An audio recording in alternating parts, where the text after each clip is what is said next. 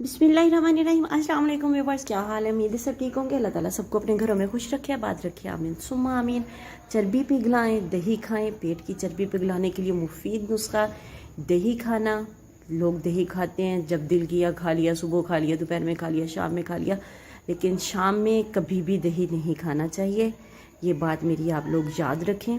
और दोपहर से पहले पहले यानी कि 2-3 बजे से पहले पहले आप दही का जो इस्तेमाल करना चाहें वो आप कर सकते हैं। आप इसको सुबह नहार मुँह भी ले सकते हैं, जो मैं आपको नुस्खा बताने लगी हूँ। और नुस्खा आप लोगों ने वीडियो को स्किप करके नुस्खा पढ़ के चले नहीं जाना, बहुत सी एहतियातें भी बताऊंगी साथ।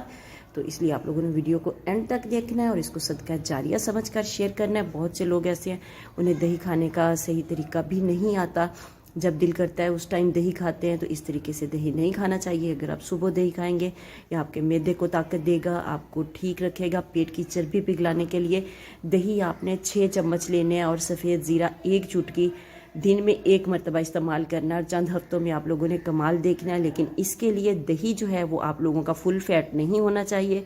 जिस दही को आपने इस्तेमाल करना है उसके लिए आपके लिए ज़रूरी है कि जो दही आप बनाएं, उसको पहली बात तो यह है कि आप उसको घर में बनाएं।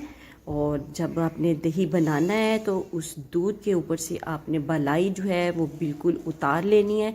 स्किम मिल्क लेना है आपने और उसकी आपने दही बनानी है।